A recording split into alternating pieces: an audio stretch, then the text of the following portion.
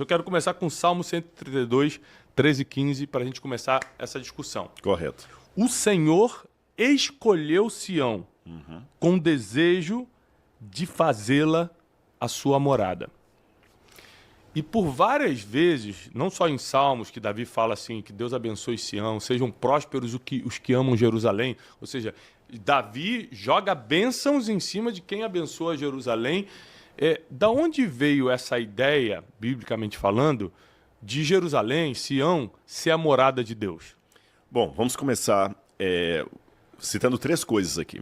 A primeira, a decepção.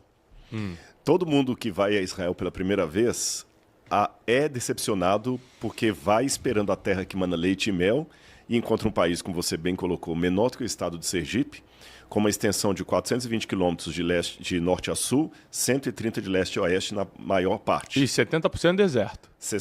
Para ser mais preciso, 64%. 64%. Desértico. Então, quer dizer, algo menor do que Sergipe, com mais da metade deserto. O deserto do Arava, o deserto do Negev e o deserto da Judéia. Onde é que está a terra que mana leite e mel? Não é? Aí até brincam falando que Moisés seria gago. Apenas uma anedota, Moisés não era gago. E que quando Deus falou o lugar prometido era Canadá, mas ele gaguejou e falou kkkk, e alguém na pressa anotou Canaã.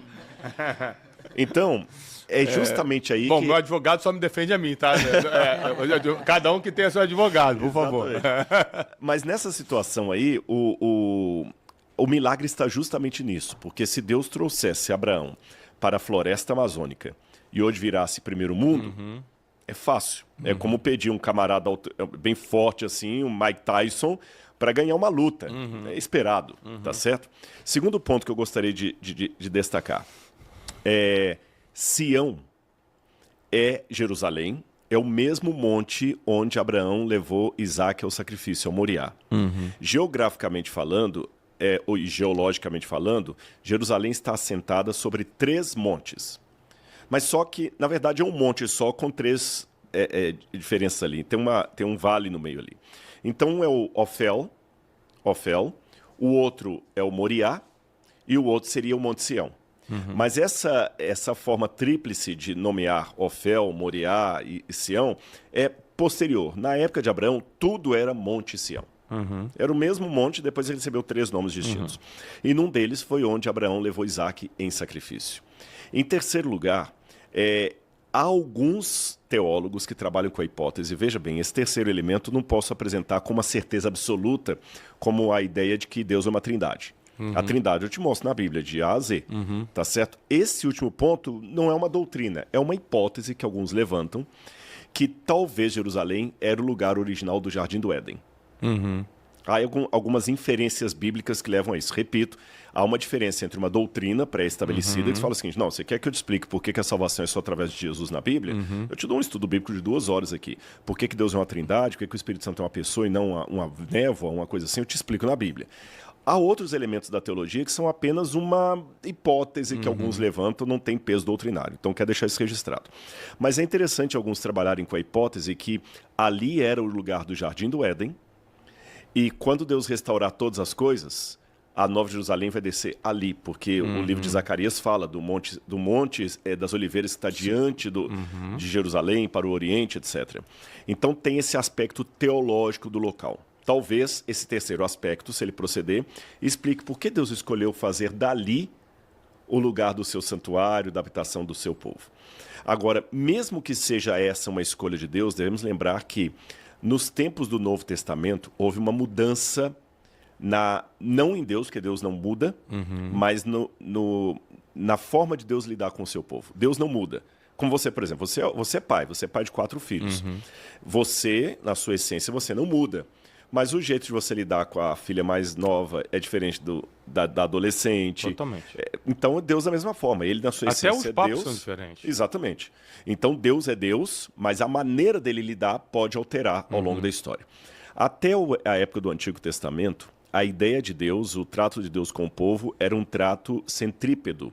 Ou seja, eu vou fazer de Sião, de Jerusalém, um lugar tão abençoado se vocês forem fiéis à minha aliança, que todos os povos da terra virão até vocês. Por isso que é centrípedo.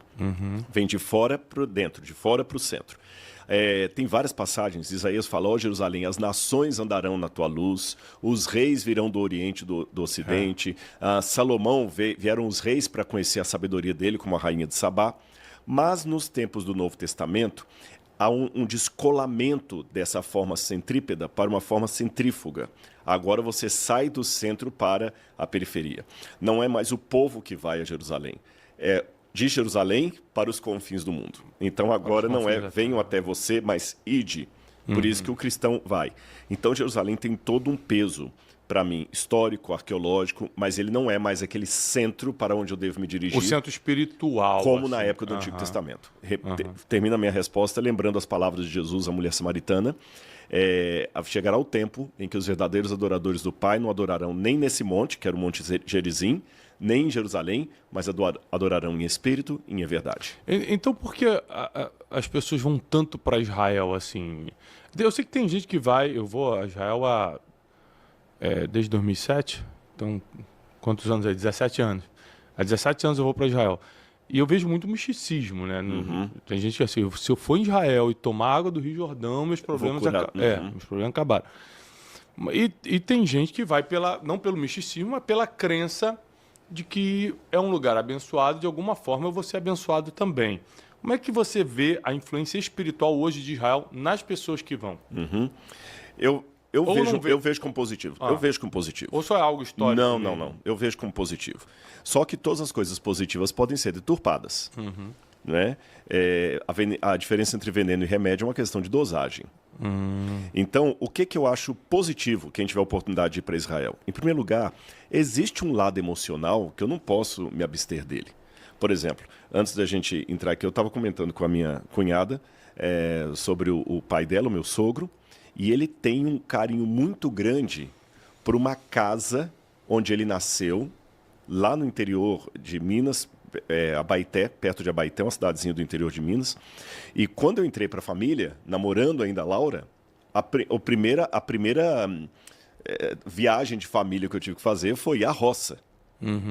E conhecer o lugar onde ele nasceu. E ele fez questão de comprar essa casa, que a casa não era deles. Eles passavam muito aperto quando criança, muitos filhos, acho que eram 13 filhos, 12 filhos, 14 filhos que a mãe dele teve, então muito pobres e tudo.